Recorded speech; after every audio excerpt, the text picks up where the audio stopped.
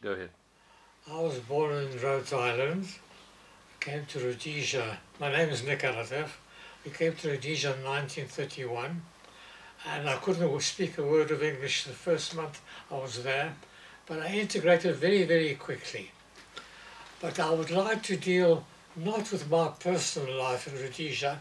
It's already been recorded many times because of my involvement in the affairs of the community.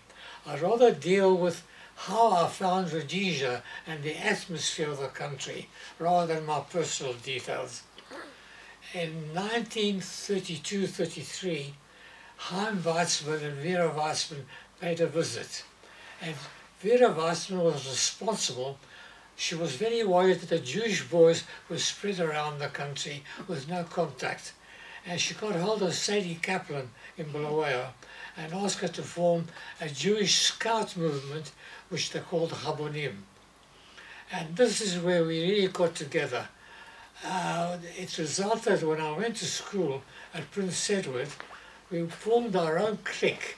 Myself, Joey Mandy, Mervyn Osowski, Josie Schwartz, Jerry Graham. We formed our own clique and we used to spend the morning break at school planning our Chabonim events, our Jewish social events, and that became our life.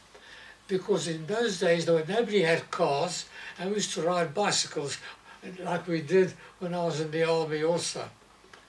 Rhodesia at the time was a very strange country.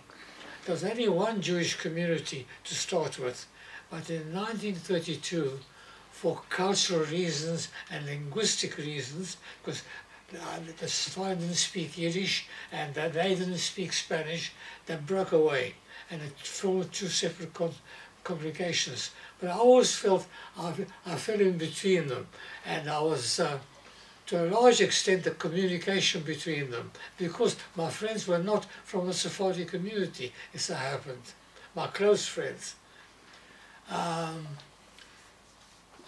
My life continued in a normal way, but this breakup of the congregation did cause certain problems. It caused me to become very involved in Jewish affairs, because I didn't know exactly where I was. When I eventually, many years later, when I became the Vice President of the Board of Deputies to my friend A.B. Abramson, or the President of the Central African Zionist Organization, I was nicknamed the Espanol, being partly Ashkenazi and partly Spanish, and so I got the nickname of an Espanol.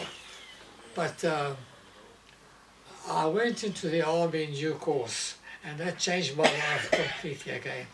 When I came back from the war, what I'd seen of what happened to the Jews personally during the war, I was involved in many Jewish affairs, broken homes, broken communities. It changed my attitude towards public life. And before I knew where I was, apart from the congregation and the Jewish affairs, I became involved in the politics of the country.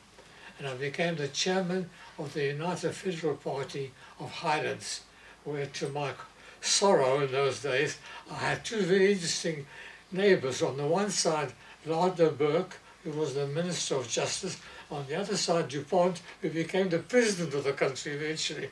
So I always fell in between two stools. But for a long time, until UDI, I never felt anti-Semitism in Rhodesia as such. My father was involved in a wholesale business on the banks of the old Makabuzi River, where Werenski used to swim bare-assed. And when I went out traveling with the travelers, just to find, I saw the country from a different point of view. In those early days, when I went into an African store owned by a Jew, I found that they didn't use money, the actual currency.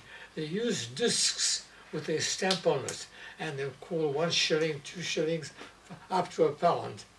And apparently it came about because they used to buy the grain, maize, rapoko from these Africans, and used to give them these discs, who then came to the store to buy goods for them. So it's the real barter system, and it was my first introduction into international barter business. was rather strange, but yeah, that's how it happened. They created their own currency.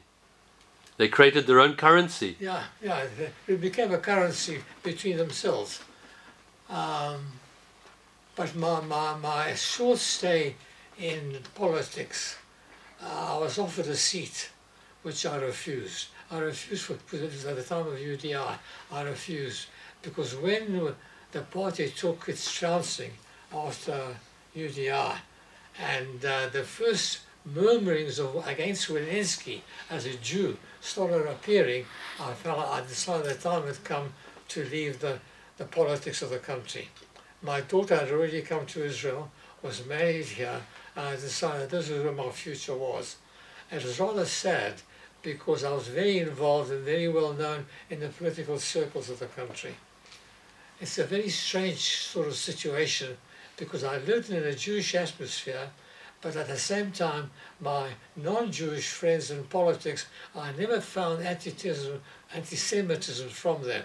It came with the UDI, and a very strange people were taken on board because they were favourable towards the anti-British atmosphere.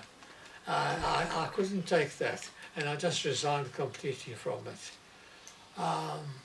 I'm not going to give you my personal story because it's already been recorded many times and you have it already.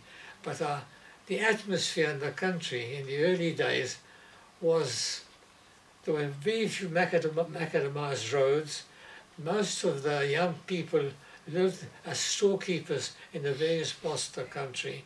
And it was very interesting talking to them and their kind of life they led, which was completely different to those of us who were brought up in an English school in the main cities like Bulawayo or Salisbury.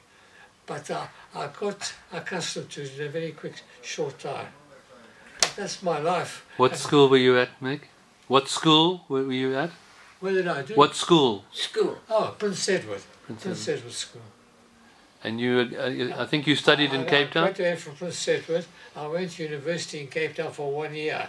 In those days, the call-up was from 21 upwards. At the end of my first year at university, they changed it to 18. So now I got my first call-up at the same time as Edgar. On the 2nd of January 1942, I went into the army. And when I got my papers, I got on my bicycle and I dashed down to my father's office to tell him I was going to the army. And there he was sitting in his office with Leonora sitting opposite him, taking down shorthand. And that was my first introduction to Leonora also. And so we're all part of the same mishpacha in that part of the world. And I feel very Rhodesian still in my blood. Makes a few of us. That's it.